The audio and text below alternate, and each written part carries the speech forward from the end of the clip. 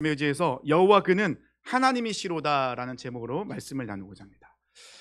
우리 그리스도인들은 믿음의 사람들입니다. 그래서 교회 다니는 사람들 또 믿음 있는 사람들 할 때 그 믿음이라는 단어를 참 많이 사용합니다. 근데 문제는 이 믿음이 눈에 안 보여요.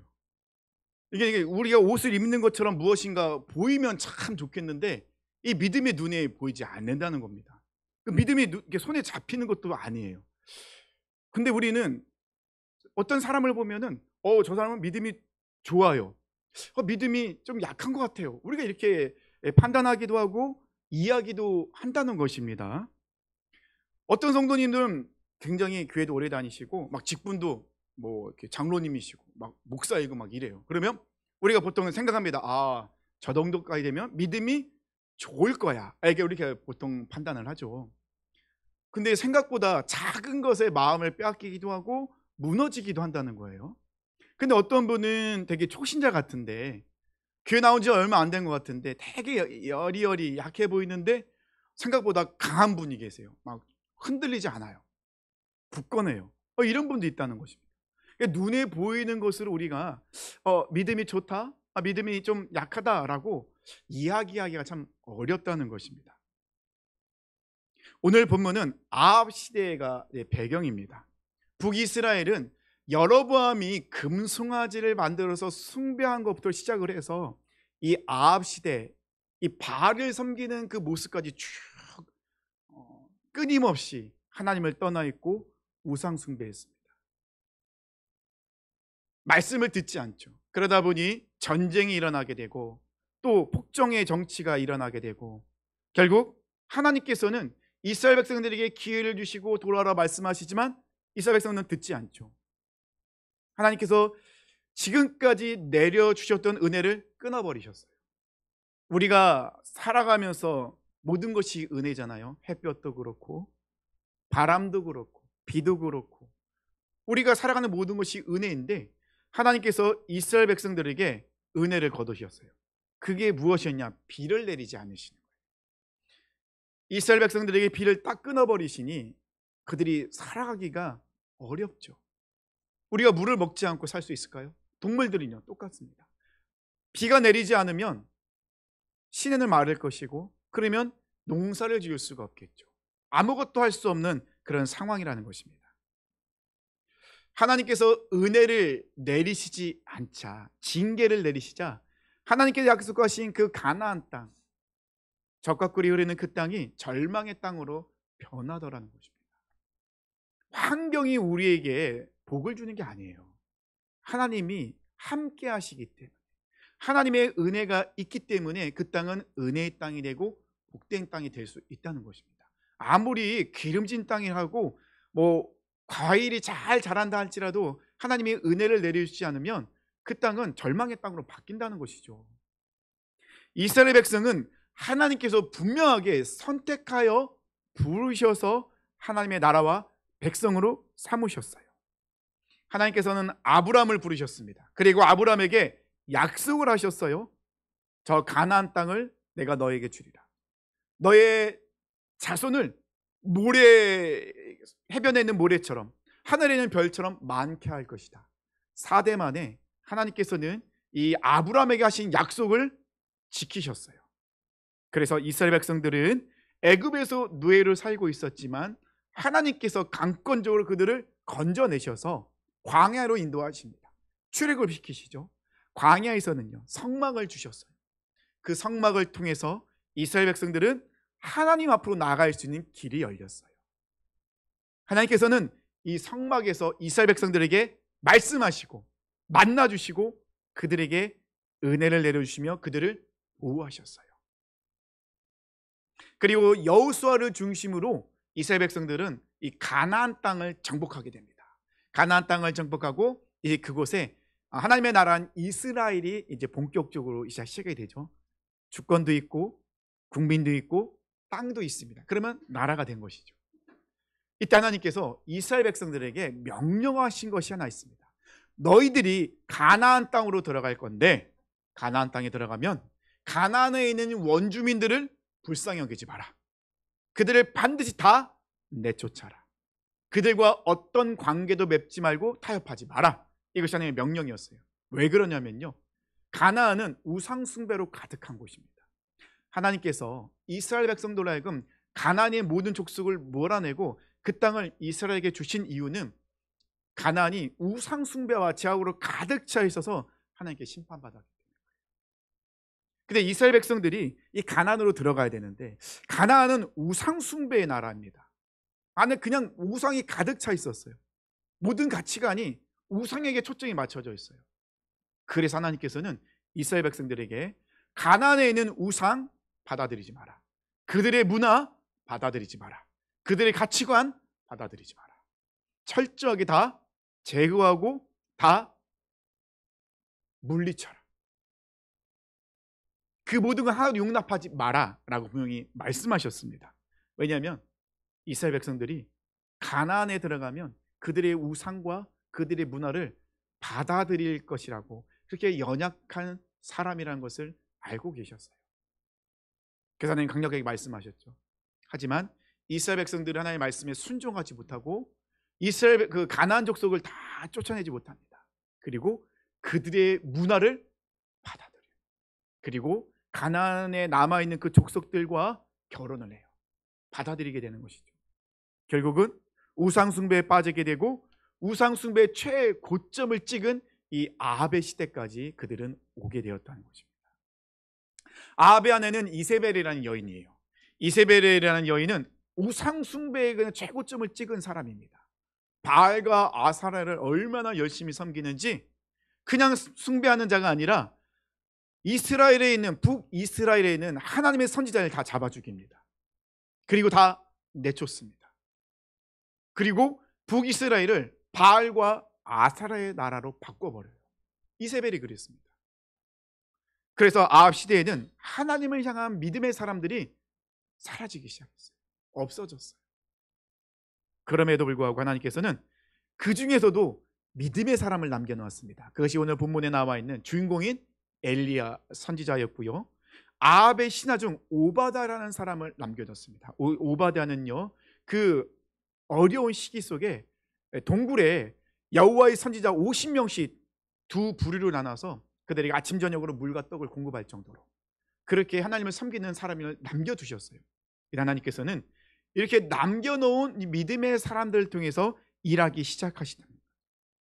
이 열왕기상 18장은 이스라엘 백성들의 믿음의 회복이 나타나는 모습이에요. 하나님께서 이스라엘 백성들을 어떻게 그 믿음을 회복시키시는지 이 엘리야 선지자의 그 모습을 통해서 우리에게 알려주고 계시답니다. 우리가 18장 1절은 안 읽었는데 우리 18장 1절 한번 보시기 바랍니다. 1절입니다. 많은 날이 지나고 제3년에 여호와의 말씀이 엘리야에게 임하여 이르시되 너는 가서 아합에게 보이라. 내가 비를 지면에 내리리라. 자, 18장에서는 하나님께서 이 엘리야에게 명령해서 아합에게 가서 비가 이 땅 가운데 내리게 할 것을 알려주라 이제 말씀합니다. 그러면 왜 갑자기 이런 말을 하셨냐면 열왕기상 17장에서는 하나님께서 아합에게 선포합니다. 내가 이 땅에 비를 내리지 않게 하겠다. 그렇게 말씀하십니다. 엘리야를 통해서. 그래서 엘리야가 아합 왕에게 가요. 그리고 아합 왕에게 이야기합니다. 하나님께 나에게 말씀하시기를 내가 기도하면 이 땅에 비가 내리지 않을 것입니다. 근데 비만 안 내리는 것이 아니라 이슬도 내리지 않아요. 아무것도, 비도 이슬도 아무것도 없어요. 이게 왜 중요하냐면요, 지금 아합 시대의 신은 어떤 신이었죠? 바알 신이었어요. 하나님이 아니에요. 여호와 하나님이 이스라엘의 신이 아니고 바알이 그들의 신이었어요. 바알은 풍요의 신입니다. 이 풍요의 신이기 때문에 비를 주관한다고 생각을 하고 있었어요. 근데 지금 여호와의 선지자 엘리야가 아합 왕에게 뭘 선포합니까? 가뭄을 선포하고 있는 거예요. 지금 이스라엘 백성들은 아합을 믿거든요. 아합은 비를 주관하는 신이에요. 그런데 이 바알은 비를 주관하는 신이에요. 근데 여호와 하나님께서 가뭄을 선포하는 겁니다. 그러면 아합 왕으로서는 뭐 선포하든 말든지 무슨 상관이야 이렇게 생각하겠는데, 근데 진짜 비가 안 내리는 거예요. 이슬도 안 내리는 거예요. 어느 정도까지 비가 안 내리냐? 작은 시내가 다 마를 정도. 모든 시내가 다 마를 정도로 비가 한 방울도 안 내립니다. 그러면 이 바알과 아사라 선지자는 뭘 하겠습니까? 기우제를 지내겠죠. 비를 내리게 해달라고. 우리가 믿는 신이 바알인데, 바알은 비를 주관하는 신인데 비를 내려 기도하겠죠. 근데 비가 내리나요? 어림없죠. 바알은 비를 주관하는 신이 아니에요. 바알은 가짜 신이에요. 죽은 신이에요. 사람들이 자기의 편리대로 만들어낸 신이에요. 그러는 바알에게 기도를 하고 예배를 드린다고, 기우제를 지낸다고 비가 내릴까요? 내릴 수 없죠. 우리의 모든 생사와 복을 주관하시는 분, 이 세상의 모든 만물을 주관하시는 분은 여호와 하나님 한 분이십니다. 하나님이 비를 내리지 않겠다 명령하시고 말씀하시면 비는 안 내립니다. 무엇을 해도 비는 내릴 수가 없어요. 왜냐? 하나님이 하늘 문을 닫으셨기 때문에. 이런 상황 속에서 이 엘리야가 가뭄을 선포한 것은 아방뿐만 아니라 바알에 대한 정면적인 도전이에요. 너희들이 믿는 바알, 그 신이 너에게 비를 주신다고? 아니다. 하나님만이 비를 내리시는 참된 신이시다. 그 하나님이 명령하시고 말씀하셨다. 이 땅에 비를 내리지 않겠다. 그러니 정말 비가 내리지 않는 거예요. 3년이라는 시간이 지났습니다. 또 오늘 본문에서 이제 하나님께서 다시 엘리야에게 명령하시는 거예요. 너는 엘리야에게 가서 이 땅에 비를 내리겠다고 말씀을 전해라. 그런데 이 1절 말씀에 보면요, 이 후반절에 너는 가서 아합에게 보이라. 내가 비를 지면에 내리리라 라고 하나님이 말씀하셨습니다. 명령하셨습니다. 이 하나님의 말씀을 듣고 엘리야가 아합에게 간 겁니다. 근데 여기서 우리가 눈여겨볼 단어가 하나 있어요. 그거는 보이라라는 단어예요. 우리가 보통 그냥 우리가 해석되어 있는 것으로 보이라 그러면은 너는 가서 아합에게 보이라, 이거는 아합을 만나라, 대면에 보아라 라고 이렇게 우리가 해석할 수 있습니다. 근데 이 보이라라는 단어 라는 원어적으로 볼 때 함축적인 의미가 담겨져 있어요. 그 말은 뭐냐면 이 라라는 단어 안에는 보이다, 만나다라는 그런 뜻도 들어있지만은 어떤 뜻이냐면 증명하다라는 뜻도 있어요. 그럼 증명하다라는 단어를 넣으면은 너는 가서 아합에게 증명해라. 무엇을 증명합니까? 하나님이 비를 내리신다. 그러면 이 열왕기상 18장 말씀만 두고 본다면 이 엘리야라는 이 믿음의 선지자는요, 믿음을 구사하고 있어요. 아방 앞에서요. 근데 이 믿음이 무엇이냐? 하나님의 살아계심을 증명하는 거예요. 우리 믿음의 사람들입니다. 우리는 믿음의 사람인데 우리는 어떤 사람들이라고요? 이 세상 속에서 하나님의 살아계심을 증명하는 사람이에요. 근데 문제는 우리가 하나님의 살아계심을 증명하는 만한 능력이 있나요? 지혜가 있나요? 없어요. 그러면 하나님께서는 어떻게 이 엘리야 선지자를 통하여서 아방에게, 아방뿐만 아니라 이스라엘 백성들에게 하나님의 살아계심을 증명했을까요? 엘리야가 한 것은 아닙니다. 하나님이 엘리야를 통해서 그것을 이루신 것이죠. 지금 이스라엘 백성은요, 계속 말씀드리지만 이스라엘 백성들은 환경의 지배를 받고 있었어요. 우상의 지배를 받고 있었어요. 그들은 농사를 짓기 위해서는 바알 신을 섬겨야 돼요. 왜냐하면 바알 신을 섬겨야 비가 내리잖아요. 아사라 신은요, 다산의 신입니다. 그래서 이 동물들이 새끼를 많이 낳아야 되는데 그러면 아사라를 잘 섬겨야 되는 거예요.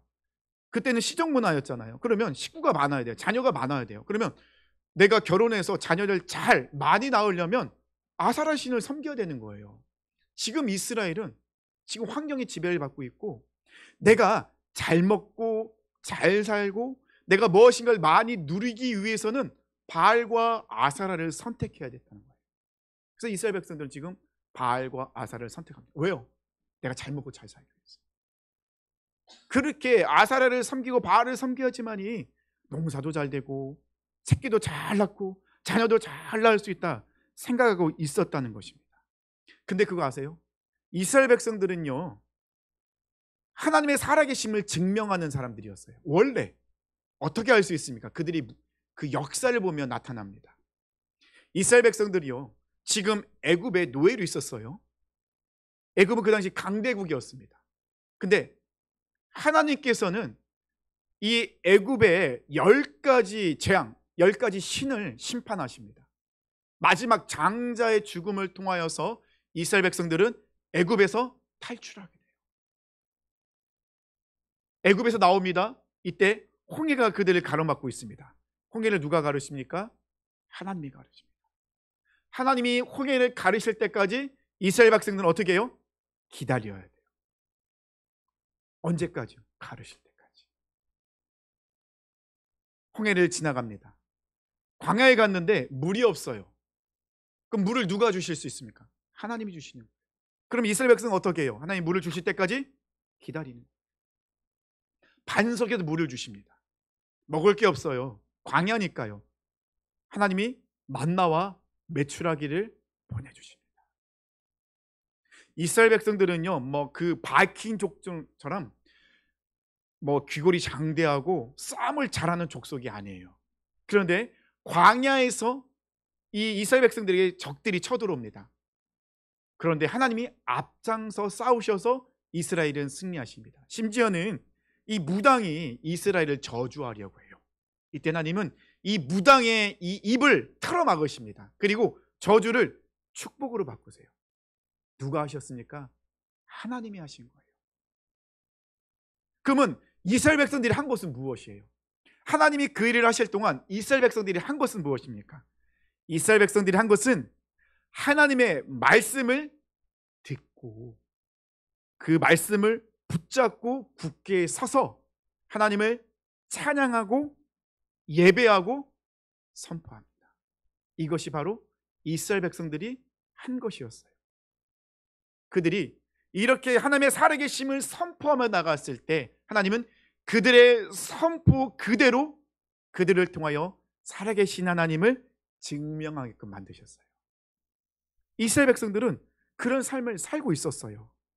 그런데 지금 아합 시대, 아무도 하나님의 살아계심을 증명하지 않는 믿음이 사라진 그 시대에 하나님께서는 엘리야 선지자를 세우셔서 믿음이 무엇인지, 믿음의 회복은 어떻게 일어나는 것인지를 보여주고 계십니다. 이 엘리야 선지자가 아합 왕을 만납니다. 아합 왕은 엘리야 선지자를 보자마자 뭐라고 하죠? 이스라엘을 괴롭게 하는 너냐? 이렇게 물어봐요. 근데 사실 이스라엘을 괴롭게 하는 것은 엘리야가 아닙니다. 누구였죠? 아합 왕이었어요. 자기가 괴롭게 하면서 엘리야에게 그걸 떠넘기고 있다는 거예요. 왜냐하면 엘리야가 가뭄을 선포하니 비가 안 내렸잖아요. 자기가 믿는 사람이 바알이 신인데 바알에게 따져야지 왜 엘리야에게 따집니까? 말이 안 맞잖아요. 근데 엘리야가 이야기합니다. 자, 그러면 바알이 참신인지 하나님이 참신인지 우리 한번 대결해 봅시다. 그러니까 이스라엘 백성들이 그렇고 아합도 그래 한번 해보자. 갈멜 사람은 모읍니다. 그리고 아합 선지자들이 오게 되죠. 바알 선지자들이 오게 되죠. 그리고 엘리야 선지자가 서게 됩니다. 제단을 2개 서요. 바알의 선지자들도 거기다가 송아지 한 마리를 잡아서 제단을 놓고 엘리야 선지자도 제단에 송아지를 올려놓습니다. 그래서 기도해서 하늘에서 불이 내려와서 그 송아지를 불태우는 신이 진짜 신이다. 근데 이 전투는 엘리야의 능력을 나타낸 전투가 아닙니다. 이 전투의 본질은 무엇이죠? 살아계신 하나님을 증명하는 전투였어요. 바알 선지자들이 하루 종일 오전 내내 기도합니다. 막 몸을 찢으며 기도합니다. 근데 불이 내려오지 않아요. 이제는 엘리야 선지자의 차례가 됐죠. 그래서 30절 이후부터는 이 엘리야 선지자가 엘리야 선지자의 모습을 통하여서 믿음의 회복의 모습이 어떤 모습인지를 3가지로 이야기하고 있습니다. 30절 보니까요. 엘리야가 모든 백성을 향하여 이르되 내게로 가까이 오라. 백성이 다 그에게 가까이 가매 그가 무너진 여호와의 제단을 수축하되. 첫 번째로 엘리야가 가장 먼저 한 것은 무엇이냐면요. 가까이 나오라. 지금 이스라엘 백성들은 어디에 있습니까? 바알 신에게 있어요. 세상 한가운데 나가 있어요. 바꿔 얘기하면요. 그들은 하나님을 떠나 있어요. 하나님에게서 멀리 가 있습니다. 이스라엘 백성들의 그 주위에 가까이에 그 주변에 있는 것은 뭐죠? 바알이었어요. 바알 선지자들, 바알의 말들, 바알을 예배하는 것들. 이 이스라엘 주변에는 다 바알밖에 없었어요. 근데 지금 엘리야 선지자는 가장 먼저 이 여호와의 제단 앞으로 갑니다. 무엇을 가지고 가죠? 하나님 말씀을 가지고 가는 거예요. 하나님 말씀하셨으니까. 말씀을 듣고 그 말씀을 붙잡고 하나님께 나가요. 그리고 엘리야 선지자가 이스라엘 백성들에게 명령합니다. 뭐라고요? 가까이 와라. 너희가 있어야 될 곳은 세상도 우상도 바알도 아니다. 어디라고요? 하나님 앞이라. 믿음의 시작은 하나님께로 가까이 나아가는 거예요. 우리가 하나님께 가까이 나가지 못하면 믿음이 회복이 되지 않아요. 우리가 멀리 떨어져 있으면 마음도 멀어지고 관심도 없어져요. 나에게 가까이에 있는 것이 나에게 영향을 주는 거예요. 지난번에 설교 말씀드렸었잖아요. 지금 내 주변에 가까이 있는 것, 내가 손을 뻗어서 잡히는 것이 내 주변에 무엇이냐고 말씀드렸죠. 만약에 손에 뻗어서 잡히는 것이 세상의 가치관, 물질이면 이 물질이 나를 다스리는 거예요. 그런데 내가 손을 뻗었는데 하나님의 말씀이 잡힌다. 그러면 말씀이 나를 다스리는 거예요. 엘리야 선지자는 그걸 얘기하고 있습니다. 지금 너희들 주변에 있는 것이 무엇이냐 들어봐라. 너희 주변에는 하나님이 없다. 하나님의 말씀이 없다. 오직 바알과 너희들의 생각과 물질과 가치관과 잘못된 것이 가득하지 않느냐. 이제는 그곳에서 떠나 하나님께로 가까이 나와라. 이것이 믿음의 시작이라는 거예요. 가까이 가야 돼요. 우상의 제단에서, 내가 주인 삼고 있는 것에서, 세상에서, 내가 의지하고 있는 것에서 떠나 하나님께로 가까이 가야 됩니다. 지금 내가 손을 뻗어서 잡히는 것은 하나님의 말씀이어야 돼요. 두 번째는요, 무너진 제단을 수축합니다. 즉 무너진 예배를 회복하죠. 지금 우상 숭배자들은요, 하나님을 위한 제단을 다 무너뜨렸어요. 하나님을 예배하지 못하도록 만들었죠. 근데 문제는 뭔지 아십니까? 아무도 무너져 있는 하나님의 제단을 세우질 못하고 있어요. 고치질 못하고 있어요. 아무도 그것을 할 생각을 안 하고 있습니다. 우리의 가장 큰 사명이 무엇인지 아십니까? 나의 최고의 것을 하나님께 올려드리는 예배자예요. 우린 예배자입니다. 예배가 무너졌다는 것은 하나님과의 관계가 무너진 거예요. 끊어진 거예요. 하나님에 대한 신뢰도 믿음도 무너졌다는 거죠. 엘리야 선지자 새로운 것을 하지 않았습니다. 뭐 새로운 걸 만들지 않았잖아요. 가장 먼저 한 걸 뭐죠? 말씀을 붙잡고 그 하나님께를 가까이 나아가서 무너져버린 여호와의 제단을 수축합니다. 다시 고칩니다. 회복합니다. 예배를 회복하고 있죠. 불순종으로 이스라엘의 하나님에 향한 그 제단은 무너졌습니다. 예배는 무너졌습니다. 아무도 회복하지 못하고 있어요. 근데 엘리야는 가장 먼저 하나님 앞에 나가서 이 무너져 있는 여호와의 제단을 수축하고 고치고 회복합니다. 예배로 회복한 것이죠. 세상은 우리가 하나님 앞에 삶의 예배자로 서지 못하도록 방해하고 있습니다. 우리 얼마나 바쁘게 만듭니까? 하나님, 제가 조금 시간이 되면, 조금 여유가 생기면 그때 하나님 예배 드릴게요. 조금만 기다려주세요. 제가 몸이 조금 회복이 되면 그때 내가 하나님 예배하겠습니다. 한편은 또 어떤 마음을 주죠? 너 같은 죄인이 하나님 앞에 예배를 드린다고? 하나님이 그 예배를 받으실 것 같아? 우리 안에 죄책감을 줘요. 아닙니다. 속지 마세요. 우린 지금 이 시간 하나님이 보내신 그곳에서 예배자가 모습으로 서야 됩니다. 예배자의 모습 서는 것이 하나님의 살아계심을 증명하는 거예요. 우리 입술에서, 우리의 행동에서 내가 지금 무슨 말을 하고 있냐는 거예요. 부정적인 말, 욕, 다른 사람을 저주하는 말, 공격하는 말 하고 있습니까? 다른 사람을 세우는 말, 축복의 말을 하고 있습니까? 그들에게 복음을 전하고 있습니까? 그 모든 것이 예배입니다. 엘리야는 가장 먼저 예배를 회복해요. 마지막 세 번째는요, 엘리야는 기도합니다. 37절 38절 말씀입니다. 여호와여 내게 응답하옵소서. 내게 응답하옵소서. 이 백성에게 주 여호와는 하나님이신 것과 주는 그들의 마음을 되돌이키심을 알게 하옵소서 하매 이에 여호와의 불이 내려서 번제물과 나무와 돌과 흙을 메우고 또 도랑에 물을 핥은지라. 지금 엘리야 선지자가 무엇을 하고 있습니까? 자기의 모든 것을 드러내지 않습니다. 자신을 드러내기 위해서 하는 것이 아니라 엘리야 선지자는 자신을 위한 기도가 아니라 무슨 기도를 하고 있습니까? 하나님의 살아계심을 나타내기 위한, 증명하기 위한 기도를 하고 있어요. 기도는요, 하나님의 살아계심을 선포하고 나타나고 증명하는 것이 기도예요. 근데 우리는 기도에 대해서 의아할 때가 많죠. 항상 기도할 때 뭘로 기도하죠? 내 필요한 것을 구하고 있어요. 그것을 우리가 간구라고 합니다. 사도 바울은 기도와 간구를 분리해요. 근데 우리는 이걸 다 하나들은 뭉쳐서 기도라고 생각하면서 실질적으로 우리는 하나님의 살아계심을 드러내기 위한, 증명하기 위한 기도를 안 할 때가 너무 많아요. 엘리야 선지자는요, 그 막 모든 사람이 다 집중하고 있잖아요. 그때 엘리야 선지자가 했던 기도는 뭐죠?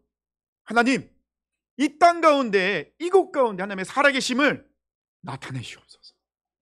엘리야는 그 기도를 하고 있었어요. 근데 우리 사랑하는 성도님들, 이런 기도하고 계십니까? 그냥 내 필요한 것만 간구하고 계시지 않으세요? 믿음의 기도는요, 가장 먼저 하나님의 살아계심을 나타내는 기도해야 돼요. 하나님의 영광을 드러내는 기도해야 돼요. 그리고 나서 우리의 필요한 것을 구하면 돼요. 예수님도 그것을 구하라고 말씀하셨어요.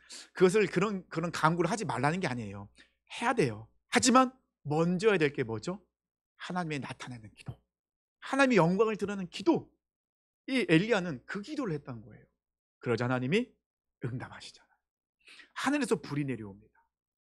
그리고 이 제단만 불태운 것이 아니라 그 주변에 도랑을 펴고 물을 부었잖아요. 12통을 물을 부었는데 이 도랑에 있는 물까지도 다 불로 다 태워버리시죠. 놀랍게 역사하시죠. 이 엘리야의 이 믿음의 모습을 통하여 무너져 있는 하나님께 가까이 나가고, 그리고 하나님의 제단을 수축하고 예배를 회복하고 하나님의 드러내심을 기도했을 때 어떤 일이 일어납니까? 하나님이 응답하셨어요. 근데 이 응답은 결국 하나님의 살아계심이 나타난 거예요. 39절 이스라엘 백성들이 고백하죠. 모든 백성이 보고 엎드려 말하되 여호와 그는 하나님이시로다. 여호와 그는 하나님이시로다 하매 두 번이나 이야기합니다. 두 번을 반복한다고 하면 뭐죠? 그들 마음에 결단이 섰다는 거예요. 어떤 결단입니까? 바알은 아니고, 바알은 가짜고, 우리가 믿어야 될 참 신, 유일한 신, 그 하나님은 여호와시다. 엘리야 선지자니까 참 믿음이 좋은 사람이죠. 근데 착각하지 마세요. 하늘에서 불이 내려온 것은 엘리야가 한 것이 아니에요. 엘리야의 능력으로 하늘에서 불이 내려온 게 아니에요. 누가 하신 것입니까? 하나님이 하신 거예요. 그러면 엘리야가 믿음이 좋다는 건 뭐죠? 엘리야는 하나님의 살아계심을 증명하기 위한 자기가 통로가 되었다. 우리는 통로예요. 하나님의 살아계심을 드러내는 통로.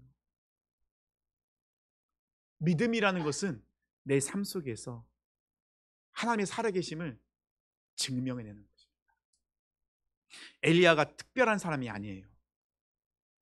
엘리야가 뭐 특별한 것이 한 것은 아니었어요. 엘리야는 우상 숭배자들 그 한가운데서, 세상의 한가운데서, 세상의 가치관을 가득 차 있는 모든 사람들이 다 그곳에 있는 그곳에서 엘리야는 혼자서 믿음을 구사했습니다. 어떤 믿음입니까? 하나님의 말씀을 들었습니다. 레마의 말씀을 받아들였죠. 그리고 그 말씀을 붙잡고 세상으로 나가서 순종합니다. 환경과 세상의 그 모든 공격을 뛰어넘어 순종합니다. 이것이 엘리야의 모습이었다는 것입니다. 엘리야도 우리와 똑같은 성경을 가진 사람이에요. 엘리야만 특별히 그런 믿음을 구사하는 게 아닙니다. 우리도 그런 믿음의 사람이 되어야 한다는 것입니다. 엘리야 선지자는요, 하나님의 말씀을 들었습니다. 레마의 말씀을 받아들였죠. 그리고 그 말씀을 붙잡고 하나님께로 나갔어요. 하나님 앞으로 나가니 자신의 모습이 드러나죠. 무너져 있는, 내 삶의 예배가 무너져 있는 나의 모습, 하나님을 찬양하지 못하고 하나님을 올바로 기도하지 못하는 모습이 다 드러납니다. 그래서 엘리야는 그 말씀대로 예배로 회복합니다. 그리고 하나님의 영광을 위하여 하나님의 살아계심을 드러나기 위해서 기도합니다. 그러자 하나님께서는 엘리야의 그 모습을 통하여서 정말 놀랍게 역사하시더라는 것입니다. 믿음의 사람은요, 먼저 하나님의 말씀을 듣는 사람, 이 말씀을 레마의 말씀으로 붙잡는 사람, 그리고 말씀 붙잡고 세상으로 나가서 흔들리지 않는 사람, 이런 사람이 믿음의 사람입니다. 그런데 우리가 믿음의 사람이 되기 위해서는 해야 될 것 하나 더 있어요. 뭐냐면 내가 죽어야 돼요. 내가 십자가에 죽지 않으면, 여전히 고집 부리고 있으면 이 말씀 안 들립니다. 이 말씀이 나에게 레마의 말씀을 안 들려요. 만약에 하나님 엘리야에게 말씀하셨대요. 하나님, 제가 아합의 왕 죽으면 제가 죽는데요, 아합 왕이 저를 가만히 두겠습니까? 토를 달지 않아요. 엘리야야, 너는 아합에게 가라. 가겠습니다. 이 말을 전했습니다. 엘리야가 본인이 살아있으면 했을까요? 못하죠. 엘리야는 먼저 죽었어요. 그렇기 때문에 그 일이 가능했다는 것입니다. 내가 죽어야 말씀이 들립니다. 내가 죽어야 말씀을 붙잡을 수 있습니다. 내가 죽어야 순종할 수 있어요. 내가 하면 내가 드러납니다. 내가 죽으면 주님이 드러나십니다. 믿음의 사람은 나는 죽고 예수로 삽니다. 내가 죽어서 하나님의 말씀이 드러나기 때문에 나를 통하여 하나님의 살아계심이 증명되는 거예요. 하나님께서는 하나님의 시간과 방법으로 우리가 이제 역사하십니다. 그럼 우리는 어떻게 해야 돼요? 기다려야죠. 인내해야죠. 그리고 그 하나님이 나를 통해 역사하실 것을 우리는 선포해야 되며 삶 속에 그렇게 살아내야 돼요. 그래서 우리는 실천적으로 본다면 말부터 바뀌어야겠죠. 믿음의 말을 해야 됩니다. 아무리 짜증나고 힘들어도 나를 힘들게 하는 사람을 축복해 줘야 돼요. 행동이 바뀌어야겠죠. 지금까지는 나의 유익을 위해서 무엇인가 했다면 이제는 내가 손해를 감수하고 하나님의 영광을 위해서 하는 거예요. 그러면 사람들이 고백하죠. 아, 저 사람이 믿는 하나님이 정말로 살아계시구나. 이것이 믿음이라는 겁니다. 대단한 게 아니에요. 우리 삶이 그런 삶을 살아낸다면 하나님을 믿는 자들이 더 늘어날 것이고 하나님의 살아계심은 자연스럽게 선포된다는 것입니다. 그리고 우리는 고백합니다. 여호와 그는 하나님이시로다. 우리 모든 사랑하는 성도님들이 이런 고백을 하고 이런 고백을 통하여 우리 삶 가운데서 그 살아계신 하나님을 증명하시는 믿음의 용사들 되시길 축원합니다. 다 같이 일어나